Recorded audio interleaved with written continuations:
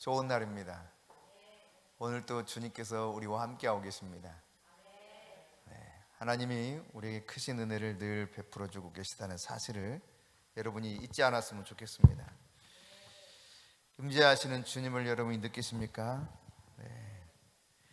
함께 하나님 말씀, 오늘 우리에게 주시는 말씀을 보도록 하겠습니다. 사도행전 2장 42절, 사도행전 2장 42절 말씀,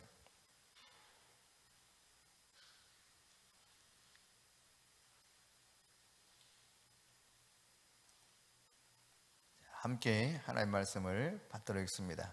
그들이 사도의 가르침을 받아 서로 교제하고 떡을 떼며 오로지 기도하기를 힘쓰니라. 아멘. 고린도전서 2장 1절부터 5절입니다. 함께 받도록 하겠습니다. 형제들아, 내가 너에게 나아가 하나님의 증거를 전할 때 말과 지혜의 아름다운 것으로 아니하였나니 내가 너희 중에서 예수 그리스도와 그가 십자가에 못 박히신 것 외에는 아무것도 알지 않냐기로 작정하였습니다. 내가 너희 가운데 거할 때 약하고 두려워하고 심히 떨었노라. 내 말과 내 전도함이 설득력 있는 지혜의 말로 하지 아니하고 다만 성령의 나타나심과 능력으로 하여 너희 믿음이 사람의 지혜에 있지 아니하고 다만 하나님의 능력에 있게 하려 하였노라. 아멘.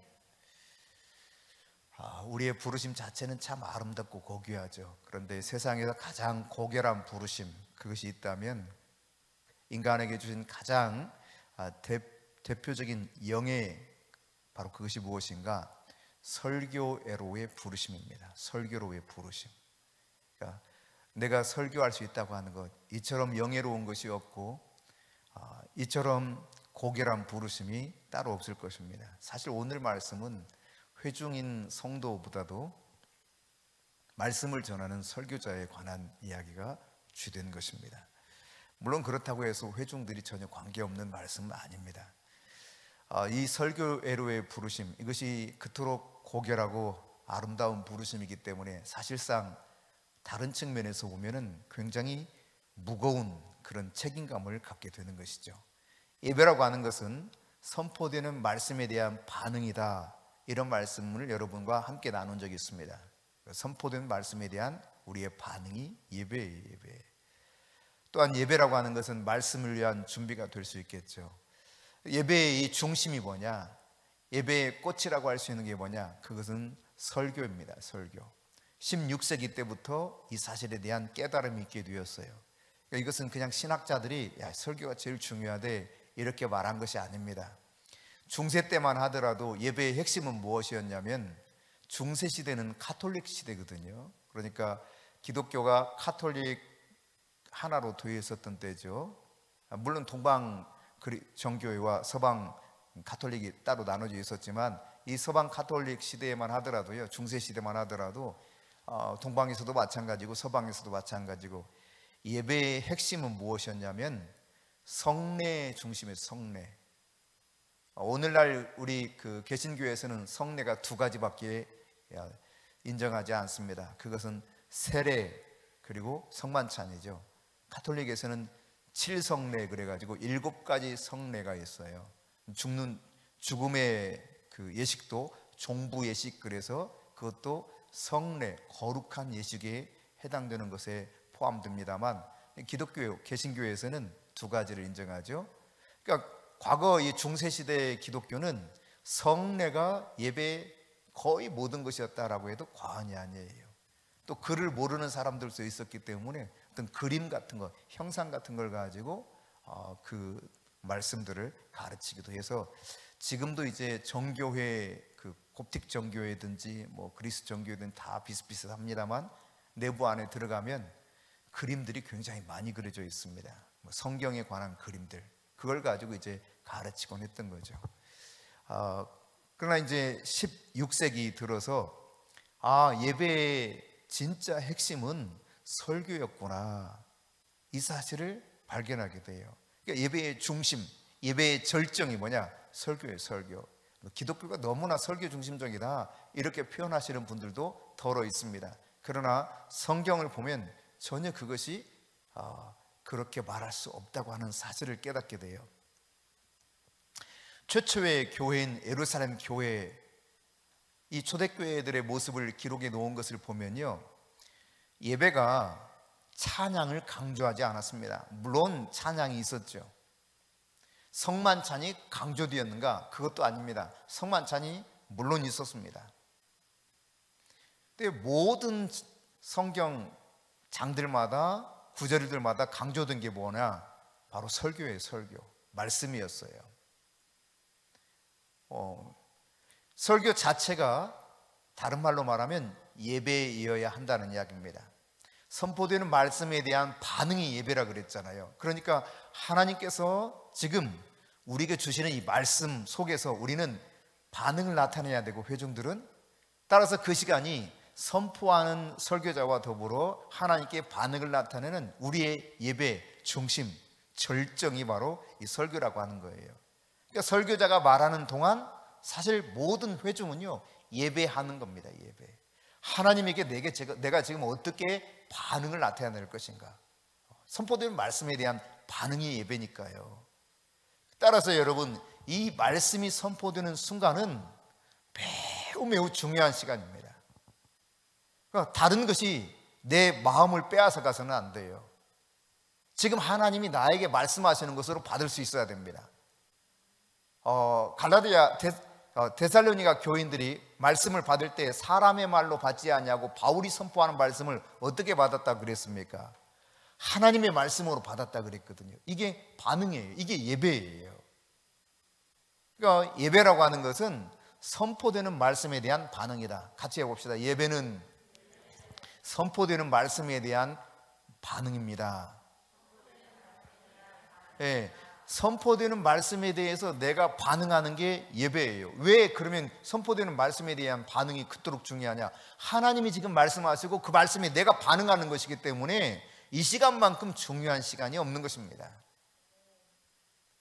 하나님께서 사람들을 선포되는 말씀을 통해서 구원하는 방도로 사용하시거든요. 그걸 설교라고 하는 방법을 통해서 그분이 구원의 방식을 선택하셨어요. 여러분, 고린도전서 1장 21절 말씀 같이 읽어봅니다.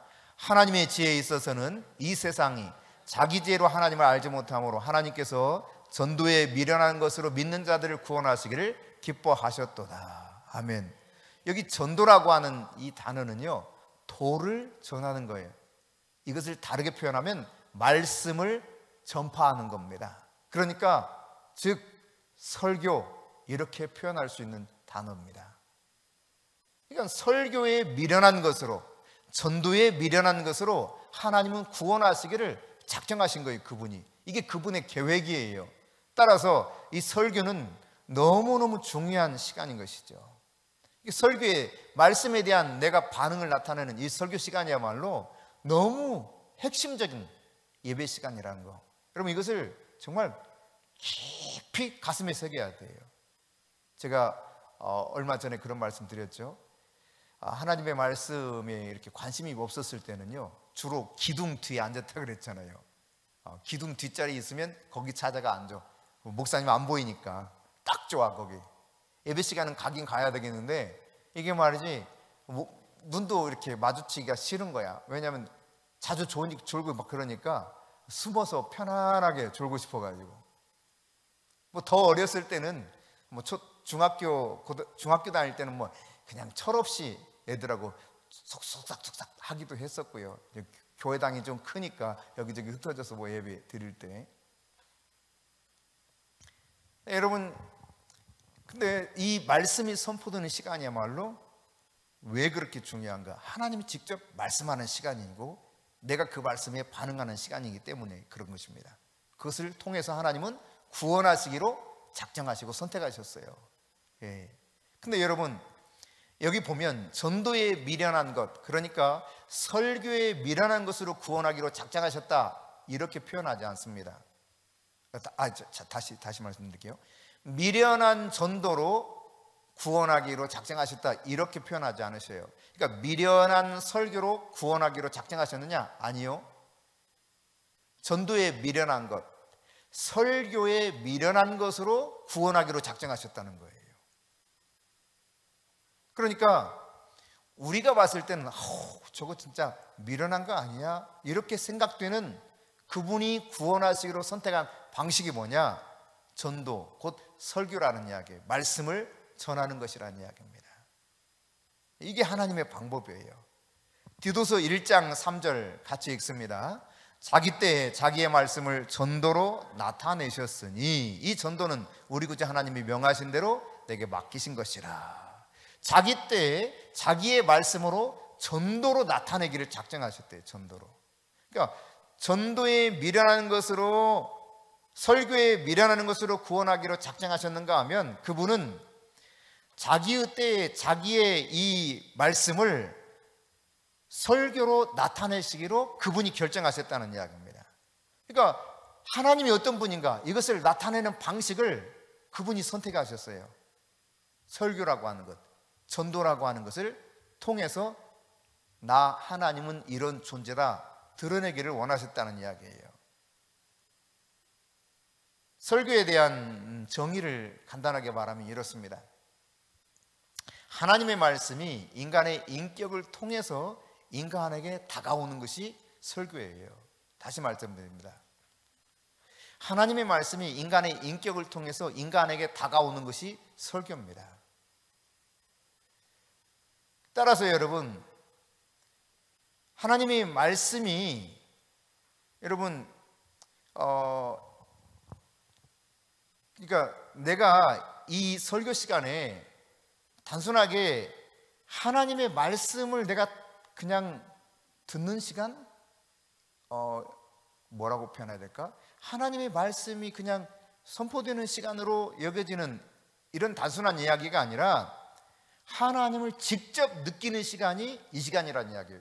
자기의 때에 자기가 전도로, 설교로 나타내기로 작정하셨단 말이에요. 그러니까 말씀이 선포되기 위해서 그냥 말 듣고 있구나 이런 이야기 아니고, 그 말씀 속에서 하나님을 당신이 드러내 보이시면서 하나님을 만나게 하는 시간이라는 말이에요. 그러니까 이런 측면에서 여러분, 설교라는 것이 얼마나 중요한가, 이 설교 시간이 얼마나 중요한가, 내가 이 말씀 시간을 어떻게 대해야 될 것인가가 너무너무 중요하다 이 말이죠. 여러분, 그러니까 예배하면서 설교 시간에 내가 하나님을 느껴야 돼요. 이런 경험이 적어도 있어야 됩니다. 하나님이 지금 나에게 말씀하시고 나를 지금 이렇게 위로하시고 격려하시고 놀라운 은총을 부어주시고 그분이 임재하셔서 나를 친히 만지시는구나. 이거를 여러분 이 시간에 직접적으로 깨달아야 돼요. 이런 경험이 있어야 돼요. 만일 그런 경험이 없다면 여러분 예배는 완전히 실패한 거예요. 예배 아니에요. 따라서 여러분이 예배 시간마다 늘 기대하는 마음으로 예배하라고 하는 것은 내가 하나님을 만나는 시간이 그 시간이기 때문이 그래요. 하나님 만나는 시간이에요. 하나님 만나는 시간. 하나님이 친히 그렇게 작정하셨어요. 자기 때에 자기의 말씀을 설교로 나타내기로. 따라서 이 시간을 계속 내가 하나님을 만나는 시간이 되도록 가져가는 것이 정상적인 온전한 예배가 될 수 있다는 이야기입니다. 그래서 여러분 고린도전서 2장 4절과 5절입니다. 함께 읽어볼까요? 내 말과 내 전도함이 설득력 있는 지혜의 말로 하지 아니하고 다만 성령의 나타나심과 능력으로 하여 너희 믿음이 사람의 지혜에 있지 아니하고 다만 하나님의 능력에 있게 하려 하였노라. 아멘. 여러분, 하나님은 평범한 사람을 사용하십니다. 평범한 사람을. 근데 이 평범한 사람, 그러니까 설교자의 그 인격을 통해서 하나님은 그냥 그 평범한 이 사람을 사용하시는 도구로 이용하시는 거예요. 그러나 여러분, 이렇게 하나님께 쓰임 받으려고 하면은 설교자로 부르심을 먼저 받아야 됩니다. 하나님께서 그 사람을 설교자로 불러주셔야 돼요. 그런가 하면 내가 설교자로 준비가 돼야 됩니다. 더불어서 설교를 할 때 가식이 있어서는 안 돼요. 뿐만 아니라 두려움이 없어야 됩니다. 그래야 제대로 하나님의 말씀을 선포할 수가 있습니다. 사람을 두려워하면 절대로 하나님 말씀을 제대로 선포할 수가 없습니다. 이런 사람이 못되면, 앞에 언급한 이런 사람이 아니라면 여러분, 설교가 좋을 수가 없습니다. 그런 측면에서 이제 부르심을 받고 준비가 되고 가식이 없고 그리고 두려움이 없이 선포할 수 있는 말씀의 전달자로 준비되어야 되겠죠. 네. 여러분, 말은 잘 하는데 설교는 잘 못할 수 있어요. 그러나 말은 잘 못하는데 설교는 잘할 수 있습니다. 물론 말도 잘하고 설교도 잘할 수 있죠. 그러니까 꼭 말 잘한다고 설교를 잘하는 게 아니에요. 설교 참 잘한다, 이것은 어떤 사람들이 이게 오해하는데요. 야, 말을 기가 막히게 잘한다, 이거를 설교 잘한다 이렇게 생각하는 경향들이 있습니다. 그렇지 않습니다, 여러분. 고린도후서 10장 10절을 볼까요? 같이 읽습니다. 그들의 말이, 그의 편지들은 무게가 있고 힘이 있으나 그가 몸으로 대할 때는 약하고 그 말도 시원하지 않다 하니. 이거 누구에 대한 이야기입니까? 사도 바울 이야기입니다. 어마어마한 영적 거장인데요, 여기 표현하기를 말이 시원치 못하대. 그 대단한 사도를 말이죠. 아이고, 그 사람 말 잘 못해. 아유. 아볼로에 대해서는 기가 막힌 성경 교사라고 했는데 이 바울에 대해서는 아유, 말 진짜 못해. 그럼 얼마나 위대한 설교자였습니까? 그러니까 말과 설교가 구분되고 있다는 사실을 알아야 돼요. 말을 잘한다고 설교를 잘할 수 있는 것은 아닙니다. 말을 못해도 설교를 얼마든지 잘할 수 있습니다. 여러분, 설교 시간에 내 말을 하고 설교를 안 할 수가 있어요. 설교가 뭡니까? 내가 막 말하고 싶은 걸 말하는 게 아닙니다. 진리를 선포하는 거예요. 진리. 하나님의 말씀의 도를 전하는 겁니다. 이게 설교예요. 근데 말 잘하는 사람들 가운데는 막 사람들을 웃겼다 울렸다 하긴 하는데 실제로 하나님의 진리가 선포되지 않는 경우들이 있을 수 있다는 이야기죠. 반면에 사도 바울은 아마 바울이 강단에서 전하면 좀 답답했던 모양이에요. 저희 그 신학교 교수님이 떠오릅니다. 참 훌륭하신 교수님이었어요. 교회사 교수님이셨는데 서울대를 졸업하고 미국에서 유학하고 어디에서 유학했나, 독일에서 했나? 갑자기 생각이 안 나는데요. 이영기 교수님이라고 아주 교회사에서는 꽤 유명한 그런 신학자였습니다. 정말 박식하셨고요. 그리고 너무나 겸손하셨고 그냥 모습 자체에서 그게 느껴져요. 와, 참 겸손하시다, 그게 느껴져요. 근데 책도 기가 막히게 써. 책도 얼마나 책을 잘 쓰는지. 그런데요, 말을 하면 너무 듣기 어려워. 강의 시간 진짜 어려워요, 듣기가. 말을 그렇게 못해. 그래서 좀 저분이 말만 잘하면 얼마나 좋을까, 이런 생각을 한 적이 한두 번이 아니에요. 그러다가 제가 이제 총신대 심창섭 교수님이라고 교회사 교수님이 한 분 계세요. 그분이 사실상 비교하자면 좀 그렇지만 전반적으로 약간 이렇게 떨어지는 측면이 있다고 볼 수 있습니다. 그럼에도 불구하고요, 한번 제가 특강을 한번 들은 적이 있는데 가슴이 후련하더라고.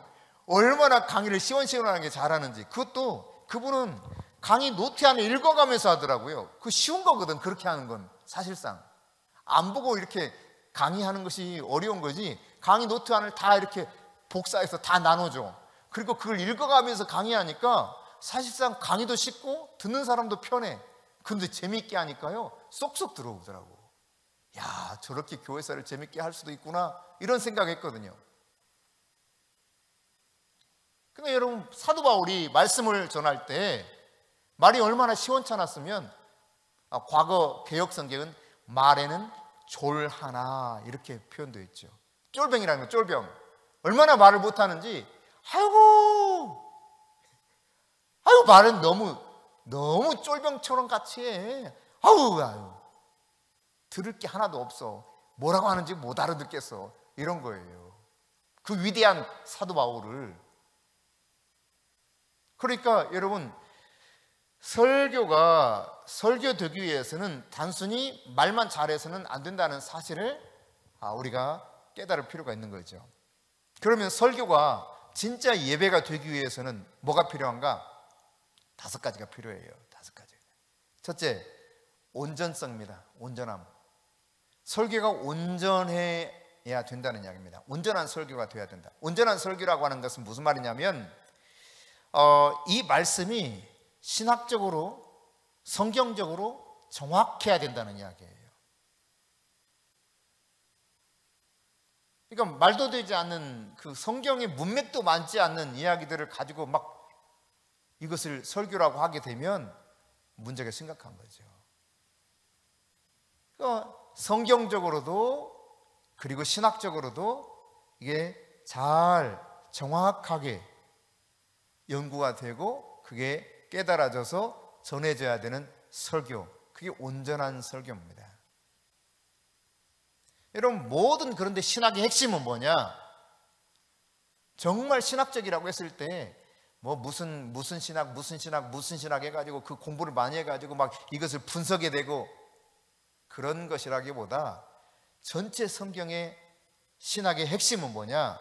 그것은 고린도전서 2장 2절 말씀이에요. 같이 읽어봅니다. 내가 너희 중에서 예수 그리스도와 그가 십자가에 못 박히신 것 외에는 아무것도 알지 아니하기로 작정하였습니다. 아멘.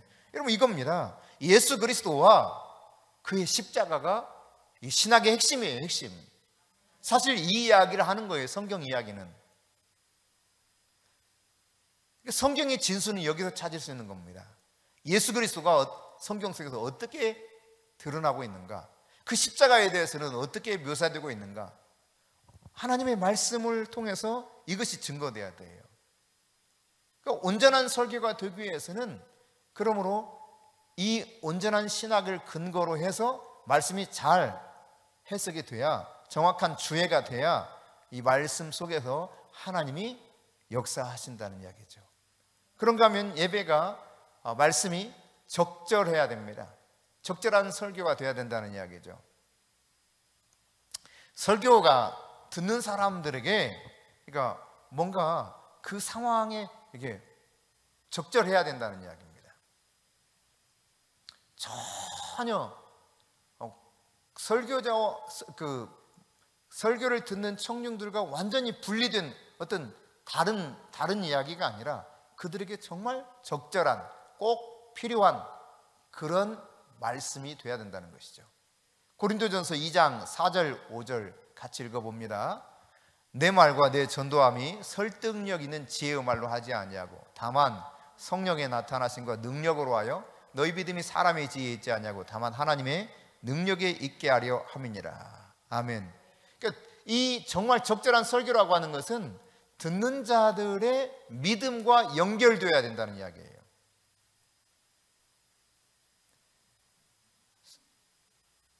그러니까 말씀을 듣는 사람들이 그 말씀을 통해서 믿음에서 믿음으로 나갈 수 있게 돼야 돼요. 그렇지 않고 믿음과 관계없는 예수 그리스도와 십자가와 관계없는 우리 믿음의 주인 그분과 관계없는 말씀들이 선포된다면 이거는 말씀으로서 적절성이 이미 훼손되어 있는 거죠. 한편 말씀은 긴급성을 가지고 있습니다. 선포되는 말씀은 긴급한 그런 내용들을 담고 있어야 돼요. 고린도전서 2장 3절 같이 읽습니다. 내가 너희 가운데 거할 때 약하고 두려워하고 심히 떨었노라. 여러분, 말씀을 전할 때 두렵고 떨림이 있었어요. 얼마나 이 말씀에 대해서 정말 긴급하게 느끼고 있는가를 알 수 있는 거죠. 말씀이 전해지면 전해지고 말면 말고 이런 태도로 말씀을 전하지 않았다는 이야기입니다. 듣는 사람들이 이 설교의 의미를 깨닫고 설교의 내용 속에 드러난 예수님, 하나님을 믿는 믿음으로 연결되는지, 이게 중요한 것이거든요. 그렇게 깨달아 가도록 내가 간절히 원하는 마음을 가지고 말씀을 선포해야 되는 거예요. 어떻게 해서라도 이 사람이 이 말씀의 의미를 이해하고 이 말씀을 통해서 믿을 수 있도록 그렇게 간절한 마음을 가지고 말씀을 전하는 거죠. 자, 그런가 하면 여러분, 설교자가 말씀을 전할 때 청중을 사로잡아야 됩니다. 다른 말로 말하면 흥미로워야 돼요. 무슨 말이냐면 재밌게 막 유머러스하게 설교하라는 그런 의미라기보다 말을 듣긴 듣는데 뭐라고 할까요? 정말 관심 있게 듣긴 듣는, 일단 관심 있게 들어야 돼요. 네, 그 이야기예요. 근데 정말 흥미로운 말씀이 선포돼도 사실 이 듣는 사람에 따라서 여전히 설교가 효과를 나타내지 못할 수도 있습니다. 정말 그러한가? 막 하긴 하는데 실상은 그 말씀에 대한 청중들, 회중들의 반응, 이 말씀에 대한 반응이 예배라 그랬잖아요. 이 반응이 있어야 되는데 반응이 없을 수 있다 이 말이에요. 너무 흥미진진하고 정말 저거 관심 가는데 반응이 없어. 이럴 수 있어요. 그런 측면에서 이제 회중들의 책임이 이 부분에서는 굉장히 큰 거죠. 뭐 100%라고 해도 과언이 아닙니다. 사도행전 24장 24절 25절에 보면 벨릭스가, 자 같이 읽어볼까요 한번? 수일 후에 벨릭스가 그 안에 유대 여자 두루실라와 함께 와서 바울을 불러 그리스도 예수 믿는 도를 듣거늘 바울이 의와 절제와 장차 오는 심판을 강론하니 벨릭스가 두려워하여 대답하되 지금은 가라, 내가 틈이 있으면 너를 부르리라 하고. 아멘. 벨릭스 굉장히 관심이 있었습니다. 그래서 바울에게 들었습니다. 들었는데요, 듣고 나니까 반응이 이제 나타나는데 여기까지는 가기가 싫은 거예요. 그 안에 있는 어둠의 영이 이걸 원치 않아요. 가라 이거예요. 가. 나중에 한번 틈이 있으면 시간 나면 한번 더 들어볼게. 지금은 관심 없어. 거기에 대해서 반응을 나타내는데 관심이 없다는 이야기입니다. 굉장히 흥미롭긴 하는데 그 말씀에 대한 반응을 나타내는 데는 관심이 없어. 그걸 가라 그래요. 가라고. 나중에 그냥 시간 되면 다시 부른다고. 이건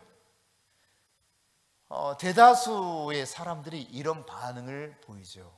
거의 대다수의 사람들이요. 내가 꼭 저 말씀을 듣고 저 말씀대로 살아야 돼.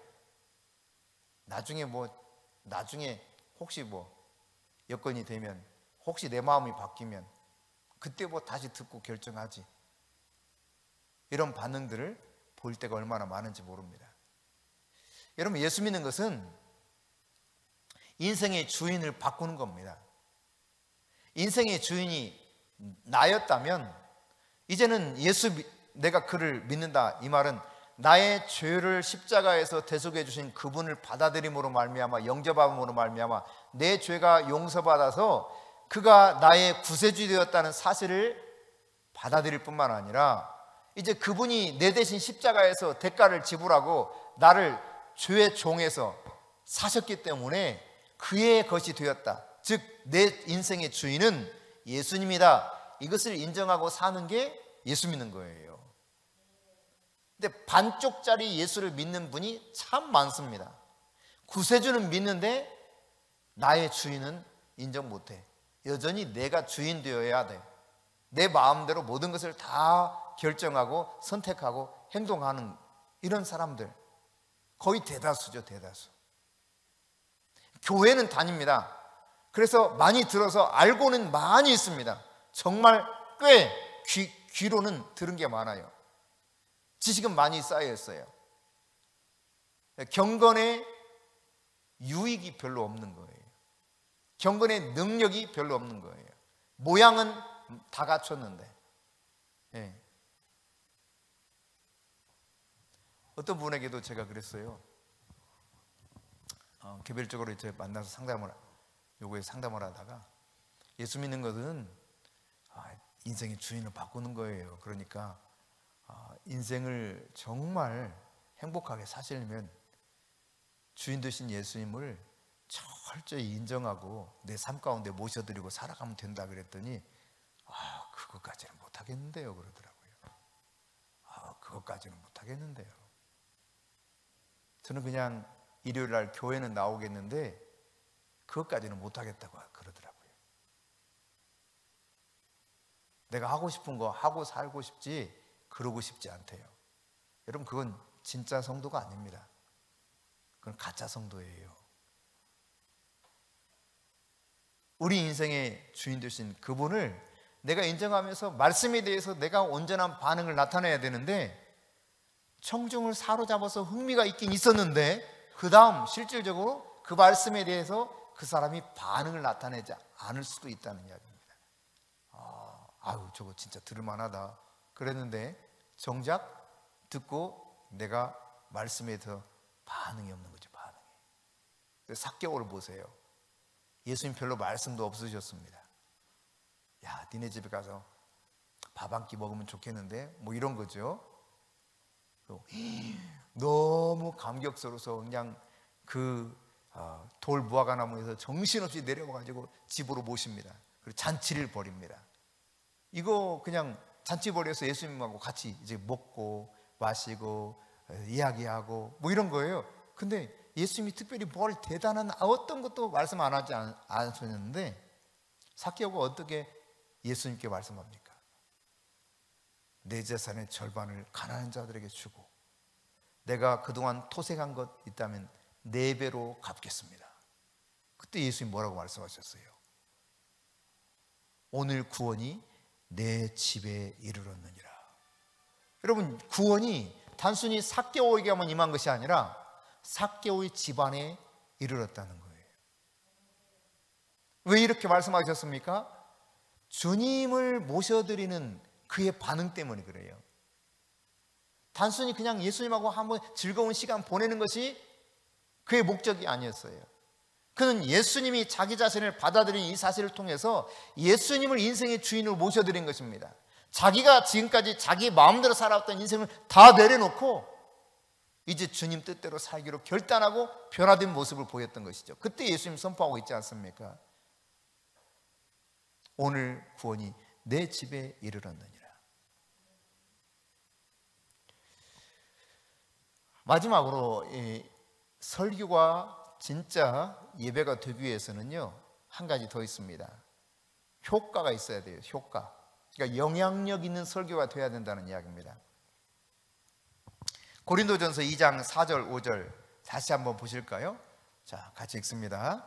내 말과 내 전도함이 설득력 있는 지혜의 말로 하지 아니하고 다만 성령의 나타나심과 능력으로 하여 너희 믿음이 사람의 지혜에 있지 않냐고 다만 하나님의 능력에 있게 하려 하였노라. 아멘. 여러분, 회중들, 청중들은요, 하나님의 말씀을 듣기 원합니다. 그러니까 이들에게 하나님의 말씀이 들려지게 만들어야 돼요. 하나님의 말씀이 들려질 수 있도록 하는 설교, 즉 영향력 있는 설교를 하기 위해서는 앞에 4가지를 다 잘해도 안 돼요. 안 통해요. 이 마지막 이 부분이 요구되는 거예요. 그럼 도대체 진짜 청중에게, 회중들에게 영향력 있는 설교가 되기 위해서는 뭐가 필요하냐? 이 말씀이 선포될 때 그 말씀을 통해서 회개가 일어나야 됩니다. 회개. 삶을 전폭적으로 180도 바꾸든지, 아니면 빛 가운데 지금 걸어가고 있다면 어둠이 아니라 빛 가운데 걸어가고 있다면 방향을 조금씩 주님이 말씀하시는 그 진리의 도를 따라서 바르게 방향 조절을 해나가는 이 회개의 삶이 일어나야 돼요. 그래, 이렇게 살아야 돼. 맞아. 그렇게 결단하고 변화되는 일들이 일어나야 된다 이 말입니다. 근데 이런 놀라운 변화는 어떻게 일어나느냐? 설득력 있는 지혜의 말로 안 된다는 거예요. 아무리 설득을 잘해도 안 통해요.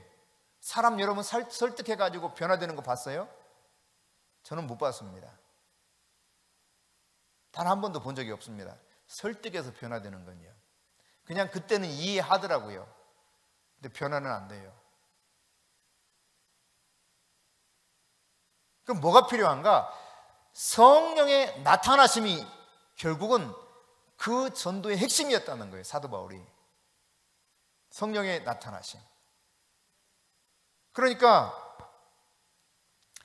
오늘 사도 바울이 말하는 것처럼 너희 믿음이 사람의 지혜에 있지 않냐고 다만 하나님의 능력이 있게 하려 함이라.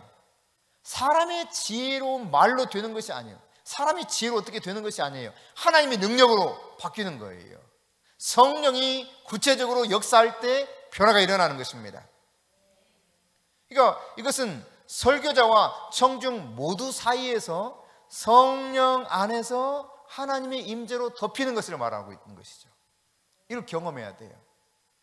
오늘 이 예배 시간 처음부터 성령께서 우리 가운데 실질적으로 임재해서 기름 부어 주고 계시거든요. 여러분, 이 기름 부음, 다시 말해 성령의 능력, 성령의 나타나심은 기름 부음을 이야기하는데 그 기름 부음이 우리 안에서 이거를 나의 생각과 삶을 변화시켜 나가야 돼요. 단순히 맞아, 나도 옛날에 알았던 건데 이거 아니고 내 삶의 방향 전환을 갖게 만들어야 돼요. 제가 우리 청년들하고 지난 몇 주 전 토요일 날 함께 이제 공부를 하다가 그런 이야기를 했습니다.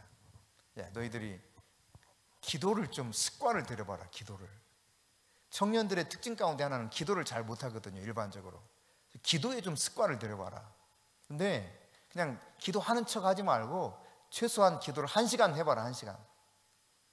정 기도하기 힘들면 그냥 일어나서 왔다 갔다 하든지 찬송을 부르든지 뭐 성경을 소리내서 읽든지 해서 시간을 채워라. 시간을 채워서 1시간씩 기도하는 훈련을 해라. 그러면서 이제 모여서 함께 기도하라고 했더니, 모여서도 함께 기도하지만 개인적으로 그렇게 기도하라 그랬더니 한번 모여서 1시간 기도했더라고요. 근데 그때 기도할 때 하나님의 임재가 있었나 봐요. 이야기하는 걸 들어보니까 그게 너무 좋았대. 그래, 그렇게 기도하는 거야. 합심해서 쫙 1시간 하는 거야. 그리고 개인적으로도 기도하라고 그랬는데요, 이 개인적으로 1시간 이상 기도하라고 그랬더니 아이고 여전히 못해. 어떤 애는 한 10분 하다가 벌써 일어나 가. 10분 하다가. 또 어떤 애는 한 20분 정도 하다가 일어나 가고요. 근데 딱 한 아이가 웬일로 그러지 않았었는데 버티고 안 일어나더라고요. 뭐라? 그래서 그래. 그래서 이제 오늘만 그러느니 한번 두고 보자 그랬더니 내일도 모레도, 그러니까 그 당시 계속해서 꾸준히 그렇게 기도하더라고요. 물론 마지막 3주 차에는 제대로 기도를 못했어요. 2주까지 그렇게 새벽 기도에 나와가지고 꾸준히 하루에 1시간 정도를 기도하더라고요. 아이고 기특하다. 내 속으로 그랬어요. 속으로 기특하네. 그래도 하려고 하고 자기가 결단을 하고 한번 해보기로 했대요. 나중에 이야기를 들어보니까. 근데요, 어제 제가 아는 목사님 한 분이 저한테 전화가 왔어요. 목사님, 자기가 지금 학원을 하는데 이 수학 선생님이 급히 필요하다는 거예요. 혹시 목사님 교회에 수학을 가르칠 만한 청년이 없냐 이거예요. 2명이 있다. 2명. 하나는 충북대 수학과, 하나는 인천대 물리학과. 그러는데 충북대 다니는 애는 주중에 여기 없고 주말에 올라온다. 멀어서 안 되겠네요. 가까이 있는 여기 물리학과 그 친구가 좋을 것 같아요. 목사님 소개 좀 시켜주세요. 알았다고. 바로 그게 1시간 그렇게 꾸역꾸역 기도하던 김성희였어요. 바로 어제 채용이 됐습니다. 수학 선생님으로. 요 앞에 최강 학원이라고. 이름이 그대로인지 모르겠습니다만 저한테 전화 왔더라고요. 목사님 감사해요. 여러분, 하나님 앞에서 내가 성령의 그 깨우침을 받아서 결단하고 변화를 가져와야 된다. 변화를. 우리 최보람 집사님, 사순절 특별 새벽기도만 하지 말고 새벽마다 깨우세요. 내가 월요일부터 이렇게 계속 눈여겨봤거든요. 눈여겨봤어요. 습관이거든요. 습관. 영적인 습관을 길러야 돼요. 예수님이 습관과 같이 기도하러 가셨다 그랬거든요. 그러니까 습관이 되면은 나도 모르게 그렇게 돼요. 근데 습관이 안 되면, 습관이 되려면 최소한 21일을 꾸준히 해야 된다고 그래요. 21일 동안을 꾸준히. 그러면 그게 그냥 자연스러워져요. 의례껏 그렇게 하는 것으로 돼요. 근데 그렇지 않으면, 무너지면 또 다시 시작하기가 어려워. 꾸준히 습관이 돼야 돼요. 습관이.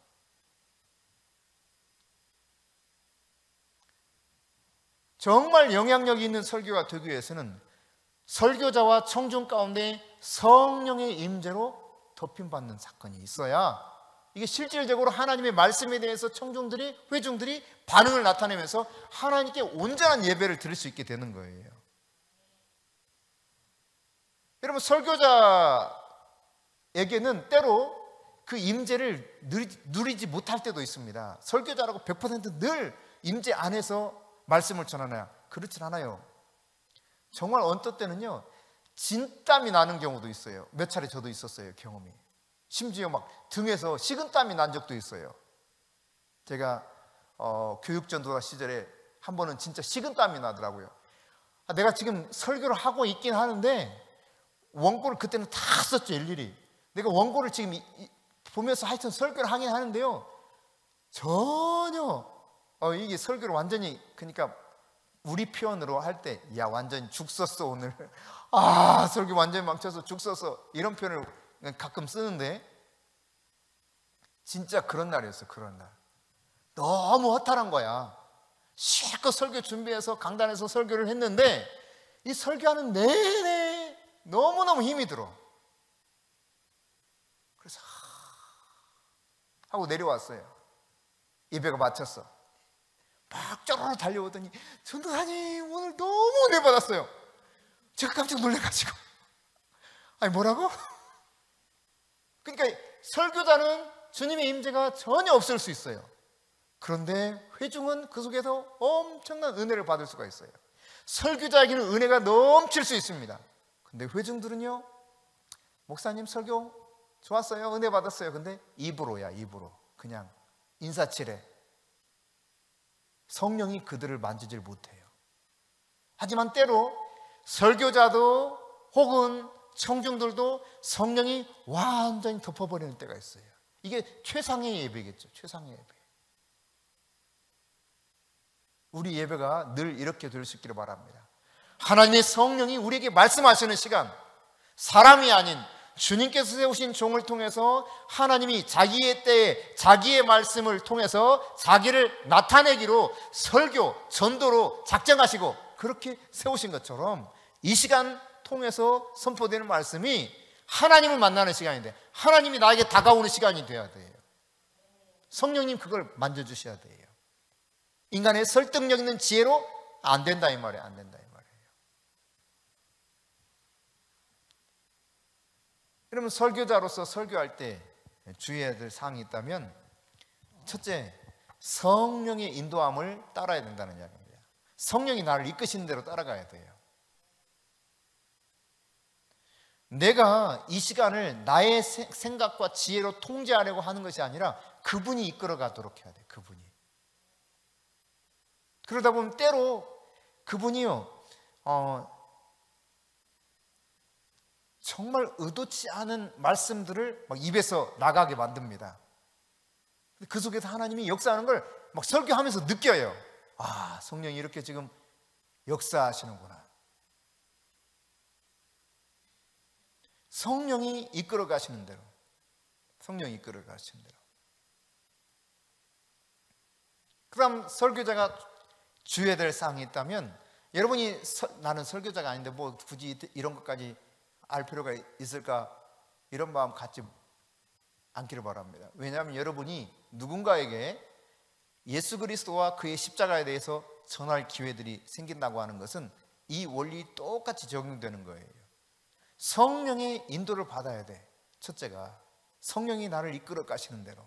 근데 성령이 이끄심에도 불구하고 내가 거기에 순응하지 않는다, 이게 안 되는 거죠. 제대로 하나님의 말씀이 전해질 수 없는 것이죠. 그런가 하면 말씀이 특히 이제 설교가 그렇죠. 이 설교가 어떤 특정한 사람을 대상으로 말씀을 선포해서는 절대로 안 돼요. 이게 이 설교자의 마음이 비틀어질 때는 그럴 수도 있거든요. 그런 감정을 가질 수도 있거든요. 그러니까 설교자는 어떤 특정한 사람을 위해서, 그 특정한 사람을 향해서, 위해서라기보다 특정한 사람을 향해서 설교해서는 안 된다는 이야기입니다.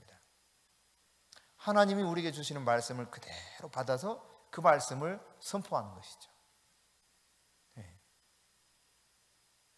듣는 이들은 이것을 나를 지금 들으라고 하는 거야? 이런 태도로 들어서는 또 안 되는 것이죠. 당연히. 물론 나를 향해서 하나님이 말씀하시는 건데, 방금 제가 조금 전 말씀했던 이 표현은 목사님 지금 나한테 지금 일부러 저렇게 들으라고 하는 거지, 이런 왜곡된 마음으로 말씀을 받아들여서는 안 된다는 이야기예요. 하나님 말씀해 주시는 거예요. 하나님이. 세 번째로 이 설교 시간이 개인적인 의견을 말하는 시간이 아니라는 사실을 기억해야 됩니다. 하나님의 말씀을 선포하는 시간입니다. 그리고 네 번째, 불평하는 마음을 가지고 강단에 서서는 안 돼요. 내 안에 원망하고 불평하는 마음을 가지고 강단에 서서 말씀을 선포하면은 진리가 제대로 선포될 수가 없습니다. 마지막으로, 사람들이 듣기 싫어해도 그것이 성령 하나님이 이 설교자를 통해서 지금 전하시기 원하시는 말씀이 있다, 주저없이 선포해야 됩니다. 이게 잘 안 될 수가 있어요. 그러니까 강단에서 회개하라, 뭐 구체적으로 회개하라 그러면 뭐 그 말 왜 이렇게 맨날 회개하라고만 해? 그리고 그 말을 안 들으려고 하는 사람들이 있다 할지라도 성령이 그 말씀을 전하게 하신다면 전해야 되는 거죠. 성경 안에서, 지금 진리 안에서 그 말씀을 선포하고 있다면 전해야 되는 거예요. 오늘 새벽 같은 경우도 여러분 말씀 속에 보십시오. 우리의 입으로 거짓을 말하는 것이 얼마나 해악을 끼치는지, 또 음란한 삶이 거룩하신 하나님과 얼마나 위배된 삶을 살게 만드는 것인지, 그 음란을 버리고 각각 거룩함을 쫓으라 그랬잖아요. 근데 요즘 살아가는 사람들은 너무 이 개념이 없어요. 성적인 개념이. 하나님 뜻과 너무 다르게 살아가요. 너무 많아요. 저는 그렇게 생각합니다. 개인적으로. 어떠한 죄악 가운데 있던 사람일지라도 다 예수님께로 나와야 된다. 다 교회에 나와서 주님의 말씀을 들어야 된다. 그런데 주님의 말씀을 들었으면 그 말씀 안에서 방향 전환이 있어야 돼요. 변화가 있어야 돼요. 회개 역사가 있어야 된다는 이야기입니다. 하나님이 말씀하시는 것들을 사람이 듣기 꺼려 한다고 말씀을 선포하지 않으면 종이 아니죠. 종이 아니죠. 하나님의 종이 아닌 거예요. 그건 사람의 종이 될 수밖에 없는 것입니다. 사도들이 예수 그 이름을 전하지도 말아라, 가르치지도 말아라 했을 때 그들이 뭐라고 대답했습니까? 우리가 보고 들은 것을 어떻게 전하지 않고 가르치지 않을 수가 있느냐? 우리가 사람을 기쁘게 하랴, 하나님을 기쁘게 하랴, 이와 같은 태도로 하나님의 말씀을, 십자가의 도를 계속해서 전해갔습니다. 여러분이 하나님의 말씀의 종으로서 어느 순간 붙들려 쓰임받는 순간들이 있을 겁니다. 또 하나님의 사람으로서 우리가 정말 구별되어서 사역하는 도구로 쓰임받기 원한다면 이 말씀들을 종합해 봤을 때 결국